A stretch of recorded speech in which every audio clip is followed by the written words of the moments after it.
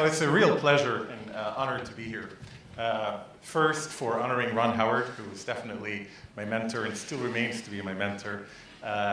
Also to share this event with Eric Horvitz and Jeannie Kawajri, who've known each other for a very long time. And also to be here at Stanford with you, and I've just met with a lot of old friends and colleagues. So truly honored to be here. A real pleasure. And what I would like to do is share with you just some reflections and things since I was here.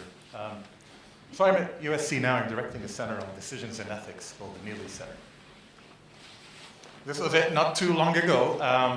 Proof that I graduated. This is my diploma. And working with Ron, I got exposed to a lot of things here at Stanford, and especially a lot of events. This was one, for example, which was a conference funded by the National Science Foundation, where we went to talk about decision-making in engineering design. It was really a surprise to me at the time that what we learn here and often take for granted is not known in many other places. And this was a truly remarkable experience. And you know, ever since leaving Stanford, we never actually left because we've always been in touch. I mean, Ron and I worked on a book together, and that took a while, and we just published it a few years ago, 2 years. This was a NSF-funded workshop here at the Stanford Park Hotel, where many people from the department, Elizabeth, Eric Carl, Ross is here, John Wyan, you can see. So I never really left. It's always been in touch with the department, and with people in the department, this has had a great influence. When I started thinking of what are the things I would like to talk about today, and I reflected on a few messages that I wanted to share. One of them was a story, because my thesis related to entropy. Ron introduced me to a person called Myron Trias. And Myron was the dean at Dartmouth, and he was working here actually in Xerox PARC as well. And definitely has done a lot of work on the connections between entropy and thermodynamics and Shannon's entropy. But Ron tells the story when Myron was dating someone. And he went to pick her up from her parents' place, and she was getting dressed, so her dad came, and he was a plumber. And so while he was sitting with Myron, he didn't have much education, but he had a life's experience working in plumbing. And so he wanted to see this guy coming to date his daughter, you know, how good he was, how smart he was. So he asked him, you know, if you have a pipe the length of a room, if you have a square room, and you connect the pipe on one length, how much extra pipe would you need to connect the diagonal? And so Myron starts calculating, and the guy says, 41.4%. Now, he didn't know the theory, he didn't know the Pythagoras, but he just knew out of life experience that if you were going to pass this pipe through the diagonal, you'll need 41.4% more. And think about that. I'm sure Myron would have gotten it right away, but the guy was quick to answer. But that's what it's about. In other words, if we aren't going to be teaching some things here and tools that are going to help you then later perform better than people who have spent a lifetime just doing it out of experience, then what's the point? Another message I want to share, and this I've grown to learn the power of recently, it's the power of simplicity. And when we talk about, you know, Ron started a religion, yes, but I think part of the way that spread was, it was simple. In other words, when you think of the power of the party problem, which many people around the world are using today, once you get the concepts right, there is no ambiguity. You know, I remember Ron always said, you know, the ambiguity, he doesn't like that word. It's very clear. See, when we put preferences and ordering of these prospects of the party problem, and how you can't put probabilities in the arguments and all that stuff, once you understand it, that's clear. And of course, Hamlet, which, you know, and if you were here maybe from 97 to 2004, you'd have heard me recite it in classes. But how can you look at this and then forget what Hamlet's dilemma is about? You know, so this power of simplicity has become incredible. You know, the power of clarity as well. Ron talks about the beer drinker. Remember that in classes, and we define what is a beer drinker, how much beer, do you need to like beer or not? Well, I didn't realize he was setting us up for some national controversy this year, but we were prepared for it.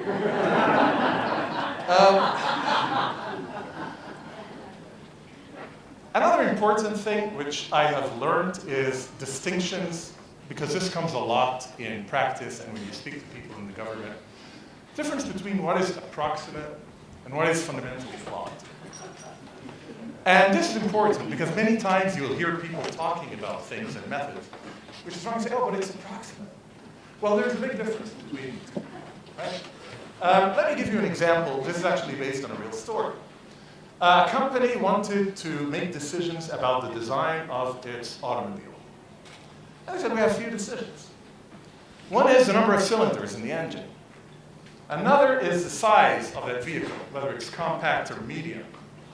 And another one is the transmission type, manual or auto. They said, well, how do we think about these decisions? Well, maybe we should get more information. So they say, well, let's get customer feedback. How can that be wrong? So they receive customer feedback from 3 types of customers. Group A, which is a family handful. Think of the Toyota Corolla. Group A wants a medium-sized car. They don't want to buy a compact. They prefer automatic transmission, not manual. And they want 6 cylinders, not 4. They want family kind of car. Group B are the sports folk. They want a compact car. Think of the Porsche. They prefer manual, strongly prefer manual to automatic transmission. They won't buy automatic. And they want, of course, more cylinders. And then you have Group C. They're the big city folk and their environment, like driving in Los Angeles. And they prefer the compact car for easy parking. They prefer automatic to manual transmission. And they prefer 4 cylinders to 6 because they don't want to be wasting more gas. So the company gets this, and what do? Well, they say, how are we going to decide now? Well, it's easy. Compact car or medium car? Well, 2 groups prefer the compact, 1 group doesn't. We'll pick compact. 2 groups prefer auto, 1 group doesn't. We are going to pick automatic transmission.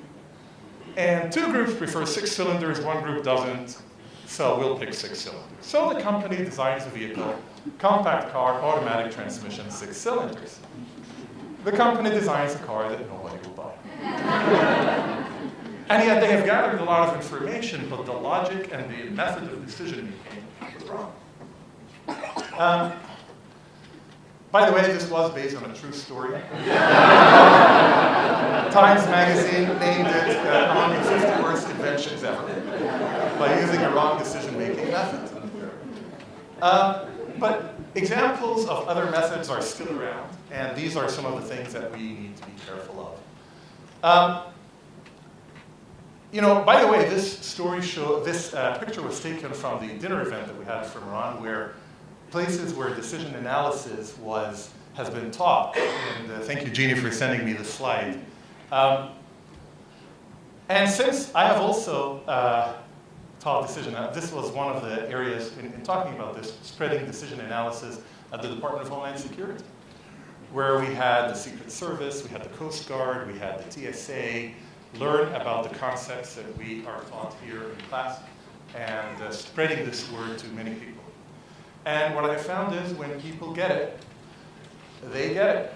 And it attracts attention of leadership, and I have been fortunate since leaving here in the few years that I've left to work with people from the CIA, people from the administration, people from the TSA. In fact, this picture was former Secretary of Homeland Security, General Petraeus. This was the first ever conference between the TSA when they learned about it, speaking to academics, talking about decision making and how they can use that. In particular, Ken Fletcher. How many here traveled today, perhaps came TSAPre? Okay, well, this Ken Fletcher would be the person for that. And when I had a conversation with Ken about decision making, and he said, well, we really want this. And so we wrote a paper together, just doing the whole decision analysis of TSAPre, just in case something happened, then we would show, well, this is based on the decision analysis. And again, more and more, one of the things we talk here is the value measure and the value function, which we all know. use. Here we came up with a value measure for how they should think about the prospects that they face in their decisions. And then we did a decision analysis. And if you want to read the article, I'm happy to tell you about it. This is, again, part of the influence that Ron has had and has it spread in many areas, perhaps even in leadership. With NASA, again, there was a project about what to include in a space mission, in grabbing an asteroid. And there were many stakeholders involved. But when we came up with a value measure, we told them that if you could improve the capture mechanism, that would save you a lot. And I see you have 5 minutes. So it would save you about $50 million. Well, we told them that, regardless of how complicated it was. Initially, they had a weight and rate method. And they listened. And so this was an email from my student who was working with me on the project. She said, saw this and thought you might be interested. They listened, and they issued a call for $6 million worth of ideas for having asteroids after that. Again, part of just thinking about value and value measures and the value of improving. I personally have been helped involved. I'm very honored to have written the book with Ron Howard, Foundations of Decision Analysis. I've also written several others, Improving Homeland Security Decisions from work with the Department of Homeland Security, Foundations of Multi-Attribute Utility, which talks about value and other methods that are used to construct utility functions. And also a book which Ron has a chapter in on Bayesian inference and its relation to maximum entropy methods. So, where are we going? I think definitely we are going to see more and more of connections between decision analysis and artificial intelligence. And Eric Corvus is here, so I'm sure he's going to have a lot more to say about that than me. But this is definitely, when you have automation, now we wonder if they are using approximate or fundamentally flawed methods of decision making. And maybe one day there will be, just like there is Intel inside, there is decision analysis inside on that robot just to make sure that they're acting following the rules. And with great powers comes great responsibility. Because, you see, when they invented the printing press in the 1400s, nobody thought about the ethical implications of the press at the time, I know. But in today's technology, we are becoming more and more aware of unintended thoughts and things that might happen because of the technology. And like when you now program an autonomous driver vehicle, and some of the ethical implications that follow from that.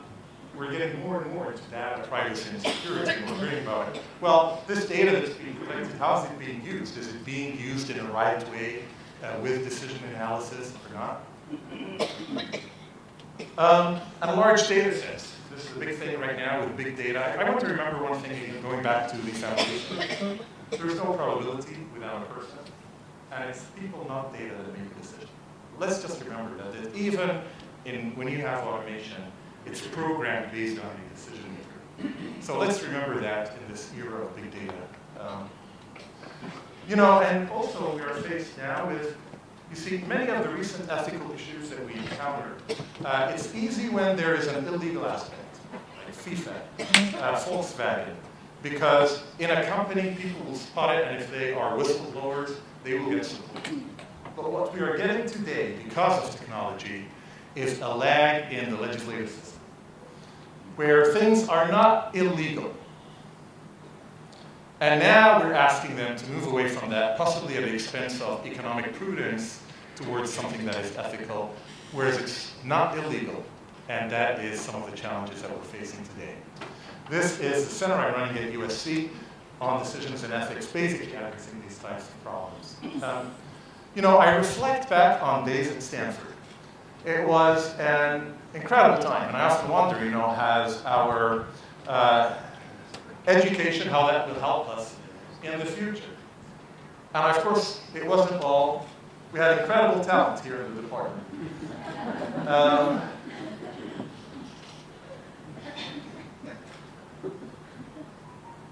And talent shows.